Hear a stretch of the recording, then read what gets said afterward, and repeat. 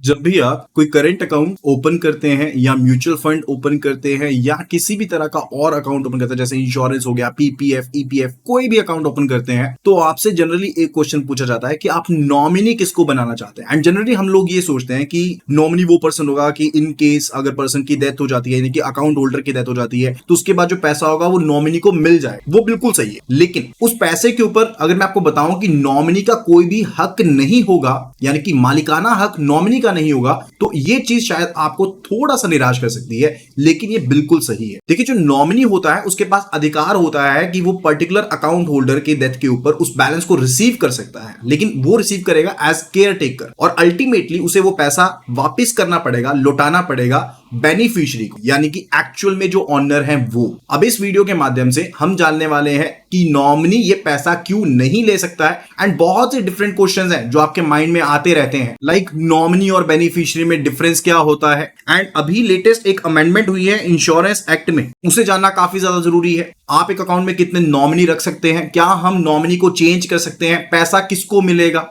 And और भी बहुत से क्वेश्चंस हैं जिसको हम इस वीडियो के माध्यम से कवर करने वाले हैं। तो वीडियो को एंड तक जरूर गो थ्रू करना। अगर आप जनरली भी इस वीडियो को देखते हैं तो भी आपको ये वीडियो काफी ज्यादा बेनिफिट देने वाली है, तो अपने फ्रेंड्स के साथ, कलीग्स के साथ इस वीडियो को जरूर शेयर करना ताकि उनका भी बेनिफिट हो जाए इस पर्टिकुलर नॉलेज से रिलेटेड। मैं हूं आशीष जैन, मैं आपके लिए ऐसे ही फाइनेंस एंड अकाउंट्स के टॉपिक्स लेकर के आता रहता हूं, एंड आप देख रहे हैं लर्निंग सेशंस। एंड अगर आपने अभी तक चैनल को सब्सक्राइब नहीं किया है तो फटाफट से चैनल को सब्सक्राइब कर लीजिए and press the bell notification icon so that you get updated, ताकि आपको लेटेस्ट वीडियोस ट्रेंड के हिसाब से साथ के साथ मिल पाए, आप उन वीडियोस को गो थ्रू कर पाए एंड साथ के साथ अपनी बैंकिंग एंड फाइनेंस की नॉलेज को अल्टीमेट बना पाए। साथ ही हम JIB, CIB, bank promotions and certification courses के फुल कोर्सेज भी प्रोवाइड करते हैं, तो आप उन वीडियोस को भी गो थ्रू कर सकते हैं अपने एग्जाम्स को क्लियर करने के लिए। यानी कि अगर आपका कोई बैंकर फ्रेंड है तो ये चैनल उनके साथ जरूर शेयर कीजिए। चलिए वीडियो को स्टार्ट करते हैं। सबसे पहले बात आती है नॉमिनी वर्सेस बेनिफिशियरी। अब यहां पर एग्जांपल लेते हैं पर्सन ए की, जिन्होंने अपने अकाउंट में एक नॉमिनी बना दिया है पर्सन बी को, जो कि उनकी वाइफ है। अब उस सिनेरियो में जब पर्सन ए की डेथ होगी तो इनके माइंड में था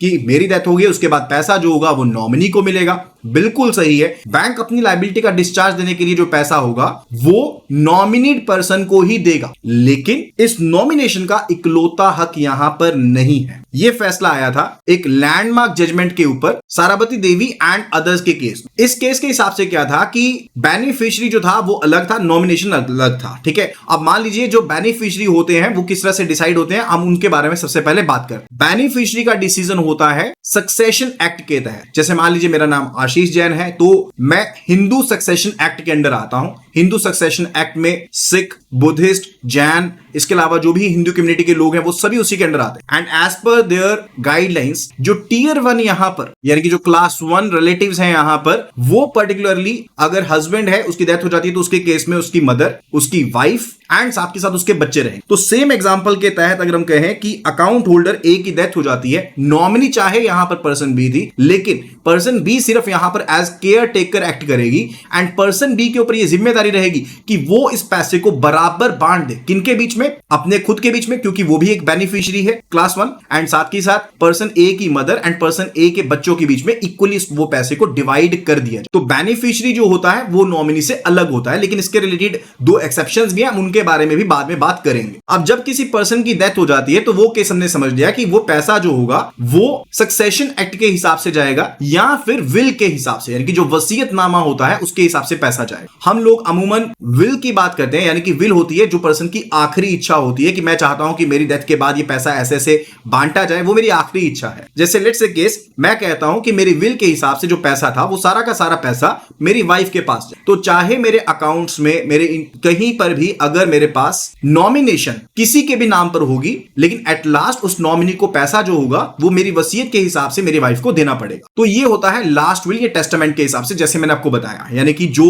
आप अपनी वसीयत में लिखेंगे उसके हिसाब से पैसा जो होगा वो बांटा जाएगा। लेकिन व्हाट इफ अगर आपने वसीयत नहीं लिखी है, अगर आपने वसीयत नहीं लिखी है, आपने नॉमिनी भी नहीं रखा है, तो उसके केस में जो पैसा होगा वो सक्सेशन एक्ट के हिसाब से जाएगा। एंड अगर आपने नॉमिनी रखा है लेकिन आपकी विल नहीं है, तो नॉमिनी के ऊपर यह जिम्मेदारी रहेगी कि वो केयर टेकर की तरह उस पैसे को रिसीव कर लेगा और उस पैसे को जो भी लीगल हेयर है as per the Hindu succession act, उस तरह से पैसे को डिवाइड कर देगा उन लोगों के बीच में, लेकिन वो खुद इस चीज का हकदार नहीं होगा। होगा। लेकिन यहां पर मेरे व्यूअर्स के लिए एक प्रो टिप है कि आप नॉमिनी उसी पर्सन को बनाएं जिस पर्सन को आप अल्टीमेटली पैसा देना चाहते हैं, क्योंकि ऐसे बहुत से केस देखे गए हैं। जैसे मान लीजिए पर्सन ए ही है, पर्सन ए की यहां पर डेथ हो जाती है। अब ये चाहते थे इनकी वाइफ को पैसा मिले, लेकिन इन्होंने नॉमिनेशन अपने बड़े बेटे की कर रखी है, तो उसके केस में बड़े बेटे ने अगर पैसे यहां पर इस्तेमाल कर लिए तो यहां पर इनकी वाइफ को पैसा लेने में बहुत ज्यादा टाइम लग जाएगा एंड इनको बहुत ज्यादा यहां पर दिक्कत भी उठानी पड़ेगी, केस कचहरी के चक्कर लगाने पड़ेंगे, तब जाकर के होगा। तो ये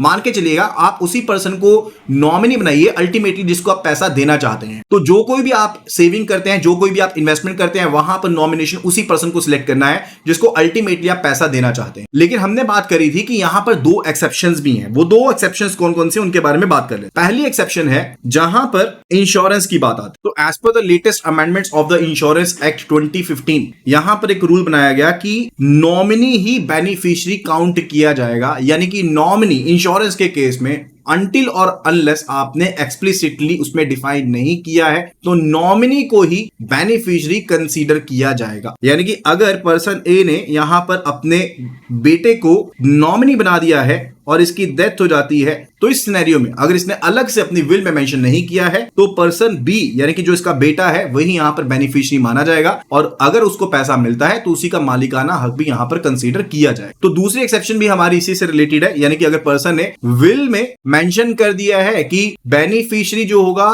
नॉमिनी ही बेनिफिशियरी होगा, तो उस केस में भी यहां पर जो भी नॉमिनी है उसी को बेनिफिशियरी माना जाएगा। एंड ये बहुत एक सरल चीज रहती है कि आप अपनी वसीयत में सिंपली लिखवा दीजिए कि नॉमिनी ही बेनिफिशियरी होगा। तो जो कोई भी अकाउंट में आपने नॉमिनी डाले होंगे इस हिसाब से कि उनको पैसा मिलना चाहिए, उन्हीं को बेनिफिशियरी कंसीडर किया जाएगा और उन्हीं को पैसा मिल भी जाएगा और उनको किसी परेशानी की बात नहीं रहेगी। तो इंश्योरेंस के केस में हमने एक्सेप्शन पढ़ी कि नॉमिनी को सारे के सारे बेनिफिट मिल जाएंगे जो भी बेनिफिशियरी वाले रहेंगे। इसके अलावा अगर विल या इनहेरिटेंस लॉ के तहत लिखा गया है कि नॉमिनी ही बेनिफिशियरी, तो भी ये केस एप्लीकेबल रहेगा। अभी कुछ एक ऐसे सवाल जिनका आपको आंसर मिलना जरूरी है कि क्या एक माइनर नॉमिनी हो सकता है? जी हां, बिल्कुल माइनर जो है वो नॉमिनी हो सकता है, लेकिन आपको साथ में एक गार्डियन को बनाना पड़ेगा, यानी कि जो एक एडल्ट पर्सन होगा उसको गार्डियन बनाना पड़ेगा, ताकि जब तक वो पर्सन माइनर है तब तक जो भी एस्टेट आता है, जो भी पैसा आता है, अकाउंट होल्डर की डेथ होने पर उस पैसे को वो गार्डियन की ही देखरेख करेगा, उसको वही संभालेगा एंड उसको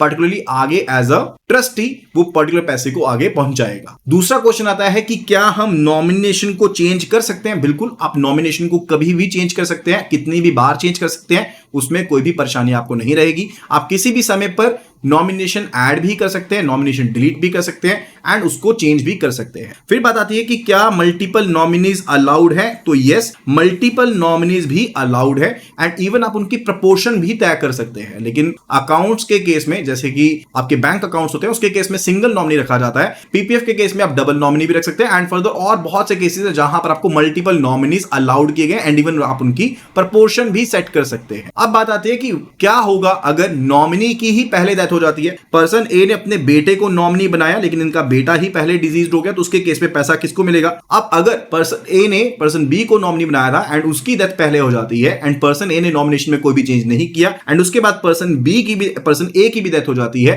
तो सक्सेशन एक्ट के हिसाब से ही जो पैसा होगा वो आगे लीगल हेयर्स में डिवाइड किया जाएगा। तो आई होप कि आपको इस वीडियो से कुछ एक इंपॉर्टेंट चीजें एंड यूजफुल चीजें जानने को सुनने को मिली होंगी। अगर आपको ये वीडियो पसंद आई है तो फटाफट से वीडियो को लाइक कर दीजिए, क्योंकि आपकी वीडियो के लाइक करने से ये वीडियो यूट्यूब के एल्गोरिदम में आ जाएगा एंड अल्टीमेटली उसका बेनिफिट आप लोगों को भी मिल पाएगा। तो जल्दी से वीडियो को लाइक कर दीजिए, शेयर कर दीजिए एंड अगर किसी तरह की क्वेरी है do let me know in the comment section below. Thank you so much and see you again in the next video.